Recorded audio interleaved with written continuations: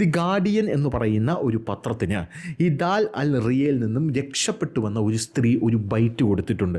യഥാർത്ഥത്തിൽ എന്താണ് അതിനകത്ത് നടക്കുന്നത് എന്നുള്ളതാണ് ഈ സ്ത്രീ അവിടെ പറയുന്നത്. ഒരുപക്ഷെ ഐസിസ് ക്യാമ്പിൽ പോലും നടക്കാൻ സാധ്യതയില്ലാത്ത കാര്യങ്ങളാണ് ഈ ദാൽ അൽ റിയയിൽ നടക്കുന്നത് എന്ന് ഈ സ്ത്രീയുടെ ബൈറ്റ് കേൾക്കുമ്പോൾ നമുക്ക് തോന്നിപ്പോകും.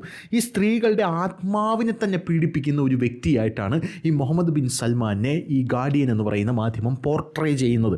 സ്ത്രീകളുടെ ആത്മാവിനെ തന്നെ പീഡിപ്പിച്ച് അവരെ ഒരു ഗതിയും പരഗതിയും ഇല്ലാത്ത ഒരു മാന്യതയുമില്ലാത്ത ആൾക്കാരായി ട്രീറ്റ് ചെയ്യുന്ന MBSൻ്റെ ഒരു മുഖമാണ് ഇവർ പുറത്തേക്ക് വയ്ക്കുന്നത്. ഈ സംഭവം എന്ന് പറഞ്ഞാൽ ഈ ദാൽ അൽ റിയ എന്ന് പറയുന്ന ഈ കെയർ ഹോമിൽ എന്തോ ഒന്ന് സ്ത്രീകൾക്ക് രഹസ്യമായി നേരിടേണ്ടി വരുന്നു എന്നുള്ളതാണ് ലോകമാധ്യമങ്ങളെല്ലാം തന്നെ സൂചിപ്പിക്കുന്നത്. സ്ത്രീകളെ ക്രൂരമായി പീഡിപ്പിക്കുന്ന ഒരു നരകമാണ് MBS അവിടെ പടുത്തുയർത്തിയിരിക്കുന്നത് എന്നാണ് പറയുന്നത്. ഈ ദാൽ അൽ റിയ എന്തിനുള്ളതാണ്? ഏത് സ്ത്രീക്ക് വേണ്ടിയുള്ളതാണ്? അതായത് പുരുഷനെ അനുസരിക്കാത്ത സ്ത്രീ.